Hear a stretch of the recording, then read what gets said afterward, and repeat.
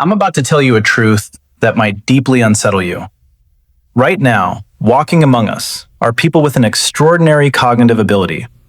They can step into a crowded room and instantly decode the hidden dynamics before a single word is spoken. They know how a conversation will end before it even truly begins. They feel the subtle shift in an environment that everyone else completely misses. Society calls them overly sensitive, anxious, too much. People say they think too deeply or worry for no reason. But this is not anxiety, and it's not intuition. It's something darker. Psychologists have started calling it traumatic intelligence. And it wasn't learned in school. It wasn't built in therapy. It was forged in survival, trained by unpredictability, built by a life that demanded constant vigilance just to stay safe. And if you have it, these 7 signs will expose you. Sign 1. You read people terrifyingly well.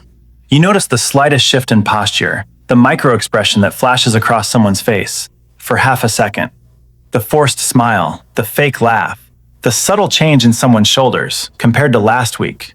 And the terrifying part? You're usually right. Sometimes that unnerves people, sometimes it unnerves you. But there's a reason.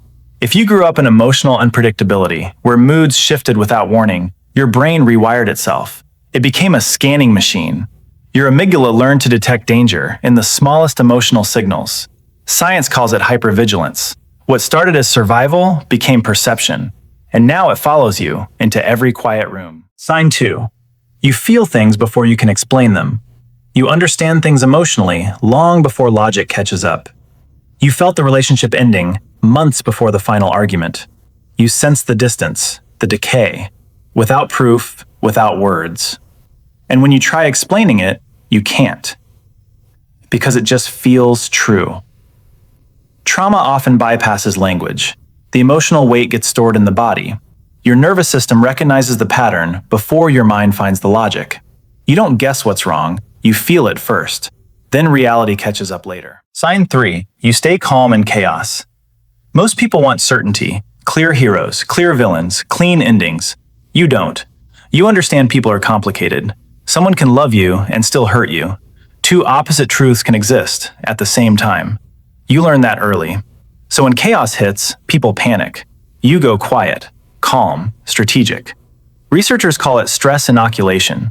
High-stakes situations where you're normal. In disaster, your brain finally feels familiar, and familiar feels safe. Sign 4. You absorb emotions like they're yours. This isn't normal empathy, this is overwhelming empathy. Someone else hurts and your body reacts. Your chest tightens, your stomach drops. A room feels heavy and suddenly so do you. Psychology calls this emotional contagion. Your hyperattunement doesn't just read energy, it absorbs it. And sometimes your radar misfires.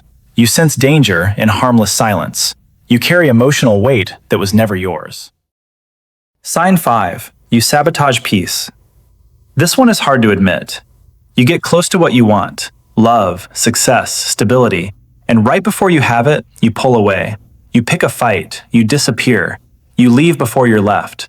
It looks irrational, but it's survival. Your nervous system has a window of tolerance, and peace can feel unbearable. Because if childhood lacked safety, peace doesn't feel relaxing. Peace feels suspicious, a trap. Because in your memory, calm was just the countdown to chaos. Sign 6. Your mind never stops decoding. You overanalyze everything. Tone, words, timing, silence. Why did they say it like that? Why did I react like this? Why does this feel familiar? You investigate your own mind like a detective. This is often post-traumatic growth. A mind forced through pain becomes obsessed with meaning. You study people, patterns, psychology, behavior. Because if you can decode life, life can't surprise you. Sign 7. You are painfully self-aware. This may be the most exhausting sign.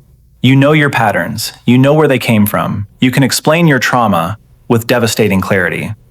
You can tell a therapist exactly why you do it, and then you do it again anyway. That gap between awareness and change is brutal. Because insight doesn't rewire the nervous system. Knowledge doesn't create safety. Safety creates safety. And your brain needs repeated proof before it lets go. You were not born this way. This intelligence was built. It is the architecture of a mind forced to grow too fast. You spent years scanning, predicting, surviving. The intelligence you built in the dark is real, but so is the cost. And now, the question isn't how your mind was built. The question is, what will you do with the intelligence survival gave you?